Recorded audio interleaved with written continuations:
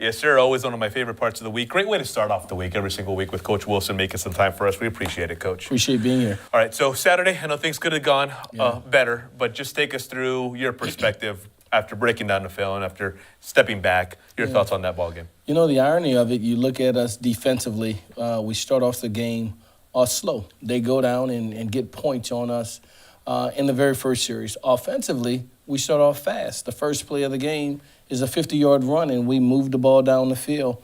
Then we come back defense, and we play stellar. And for the next 5 series, there's not a point scored, and they're punting, and they're punting, and they're punting.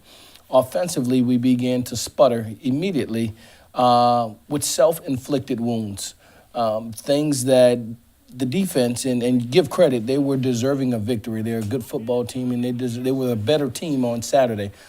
But nothing happened in those series where we were just shellacked, if you will. Right. We continue not to execute and do things that are necessary for us to be a good offense. You talked about them being a good team, and then we talked last week coming into this ball game about how they might be the team that you measure yourself against in the West. Yeah. So having said all of that, the fact that you were able to go through those sequences in the first half and you were right there pretty much with them, do you say something to your team about that specifically, or is it a general just, hey, the end result wasn't what we wanted? How do you handle that from a coaching perspective? I think, you're coaching throughout every quarter, every series at halftime, and it's a 10-point game, a 17-point game. It's still very much in the balance, and that you have opportunities to win the football game. And then you go back and you look at the things, what caused? What's the why? Why are we not having success? And you look at third down drives, and there's a 3rd and 1 situation where half the guys go left, half the guys go right. Shame on us. And maybe we're doing too much as a staff. We're giving too much information. We need to scale back on the playbook. We need to reevaluate personnel to make sure the right people are doing the right jobs.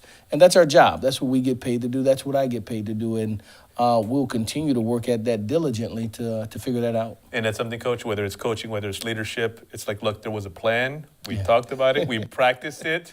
What happened? But instead of just, we need to fix it, a lot of times it's, well, what can we do to tinker with that plan? I think that says a lot about your staff as well. This coming week now, going back on the road, and never an easy place to play it over at Southern Miss. It's my first time playing there. That's right. I've played them several times here and other places, and they've always come to our venue.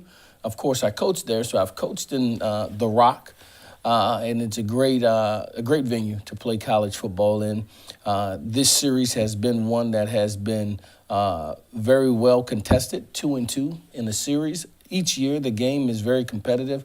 And we get invited to their homecoming, so we're looking forward to it. A couple of years ago, you mentioned, it's funny that more often than not they're competitive. A couple of years ago, it wasn't. You guys, took it to them at a game here at the Dome. And to me, that forever sticks out as a ball game that, not to go down memory lane, but that sticks out to a ball game is, wow, things are different around here. Things are different. You ever think back to that ball game and how much maybe it kind of was maybe a step over for this program? Yeah, we put up 50-plus points offensively, and boy, would I long for that Saturday. And we played well defensively. And I think that we're capable of that type of output yet again. It just hasn't happened.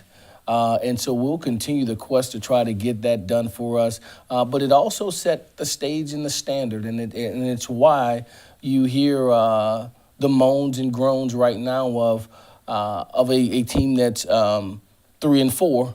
Where in the past that may have been good enough. Like right now, that's not good enough. We should be 7-0 according to our fans and our expectations as well.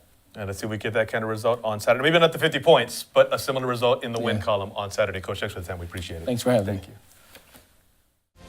You're watching Sports2Nite, San Antonio's only nightly 30-minute sportscast with exclusive sports coverage you won't find anywhere else.